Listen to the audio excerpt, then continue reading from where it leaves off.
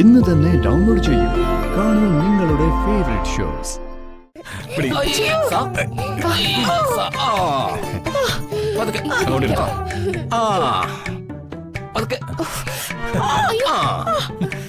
അയ്യോ, ഇത് കാര്യമായിട്ട് എന്തോ പറ്റിയിട്ടുണ്ട്. കൊട്ടൻ ചുക്കാതിരുന്ന് ഇത് നിക്കത്തില്ല. ആരാ പറ്റി ഗതി കെട്ടവൻ? നിന്റെ തന്ത. ആ കുറുപ്പ്. ഓ, എന്റെ അച്ഛൻ. അപ്പച്ചിക്കും അച്ഛനും ഒക്കെ ഒരേ ബ്ലഡ് അല്ലേ? അപ്പോ അപ്പച്ചിയുടെ ഗുണമല്ലേ അച്ഛനും കാണും. ജിതേന്ദ്ര,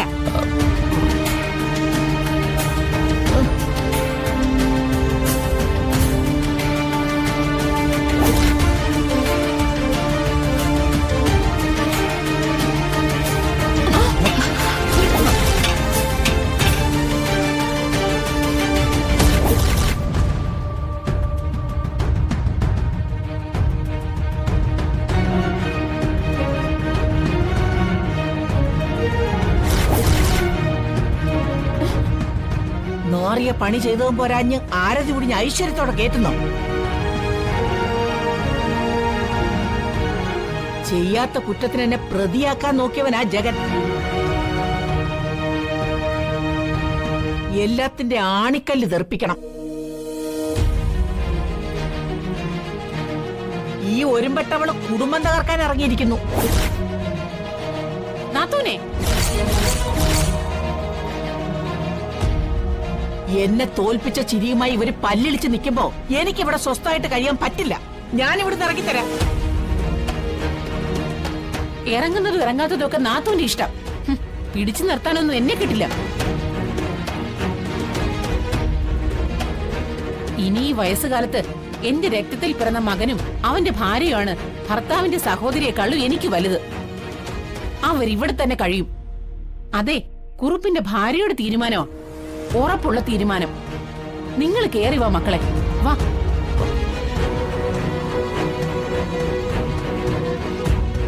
വാ മോളെ.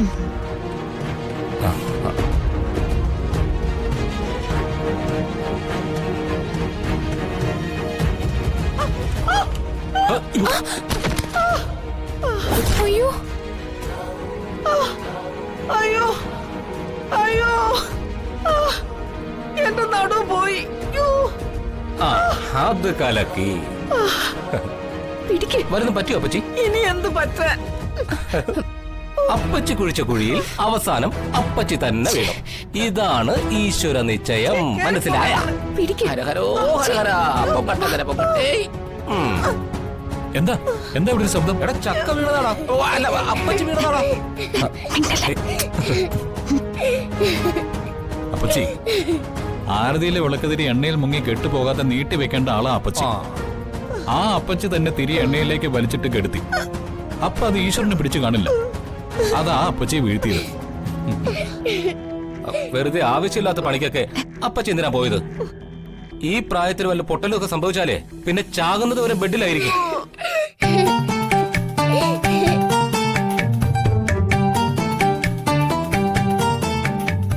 വിധി, നിനക്ക് ഇവിടെ ഒരു പണിയില്ലാതിരിക്കുമല്ലേ? ആ കൊട്ടൻ ചുക്കാതി തൈലം എടുത്ത് നന്നായിട്ട് അപ്പച്ചിക്കൊന്ന് തടവി കൊടുക്ക. ഞാൻ സഹായിക്കാം. അപ്പച്ചി,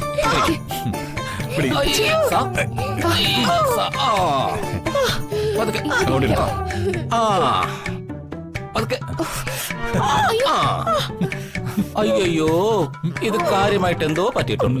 കൊട്ടൻ ചുക്കാതിരുന്ന് ഇത് നിക്കത്തില്ല.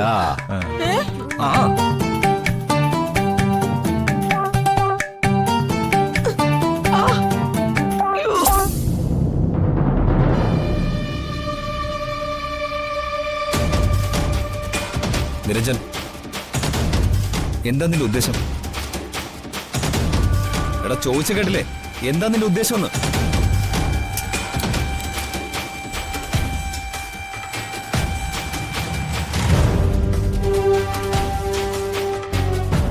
നിനക്കെന്താ ചെവി കേക്കില്ലേ? എനിക്കെല്ലാം കേൾക്കാൻ പറ്റും. പറയുന്ന കാര്യേ വീണ്ടും വീണ്ടും പറയുന്ന ശീലം ഈ നിരഞ്ജനില്ല. എന്റെ കണക്ക് തീർത്ത് എനിക്ക് തരാനുള്ളത് എന്താണെന്ന് വെച്ചാ നീ തരണം. അതുവരെ ഞാൻ ഇവിടെ തന്നെ ഉണ്ടാവും. നിരജ, നിനക്കെന്നെ അറിയില്ല. ആ, ഹ, അത് ചിലപ്പോ ശരിയായിരിക്കും. പക്ഷെ നിനക്ക് എന്നെ നന്നായിട്ടറിയാം. നിരഞ്ജന്റെ എൻട്രി എപ്പോഴും നല്ലവനായിട്ടുള്ള ഒരു മിത്രമായിട്ടായിരിക്കും. മടക്ക യാത്രയിൽ വലത് കൈയിൽ രക്തക്കറയുള്ള ആയുധവും ഉണ്ടാവും. നീ ഒരു ബഹളവും ഉണ്ടാക്കാതെ പതുങ്ങി ചുരുണ്ട് കിടക്കുന്ന ഉഗ്രവിഷമുള്ള അണലിയെ കണ്ടിട്ടുണ്ടോ? അത് വെറുതെ പണമെടുത്ത് ആടാറില്ല. ഏത് ദിക്കിൽ നിന്നും ശത്രുവിനെ നേർക്ക് ചാടി വീഴും.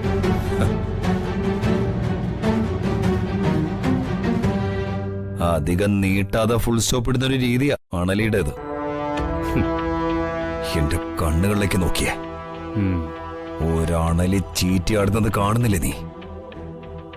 ജീവൻ വേണമെങ്കിൽ നീ എത്രയും വേഗം വിട്ടോ. എടാ, നീ നിന്റെ കാതുകൾ കൂർപ്പിച്ച് എന്റെ കണ്ണുകളിലേക്കൊന്ന് നോക്ക്. എന്തോ ഒന്ന് കേൾക്കുന്നില്ലേ? ഒരു മകുടിയുടെ ശബ്ദം. അതാണ്. ഏതണലിയും താളത്തിലാടും.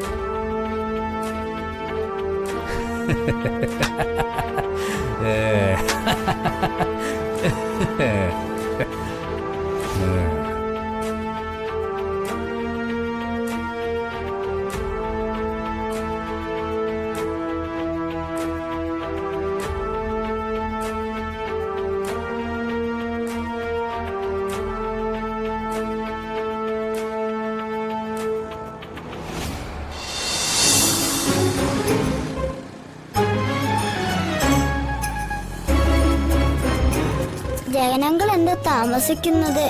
എന്നും വരേണ്ട സമയം കഴിഞ്ഞല്ലോ. ഇനി നമ്മൾ ഓട്ടോ പിടിച്ചു പോണോ?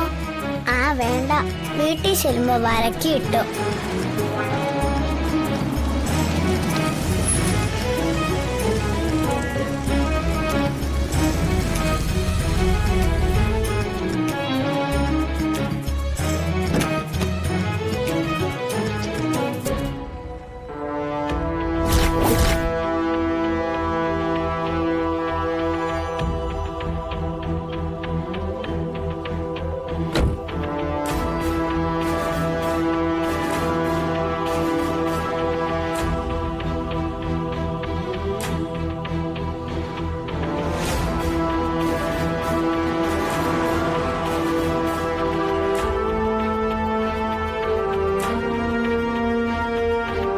മോളെ, മോൾ ആരെയായി നോക്കുന്നേ? എന്തിനാ പേടിക്കുന്നേ? ഞാൻ വന്നത് മോളെ തട്ടിക്കൊണ്ടു പോവാനൊന്നുമല്ല. പേടിക്കേ വേണ്ട, ഒന്ന് കണ്ടാ മാത്രം മതി. മാനത്തെ കൊട്ടാരം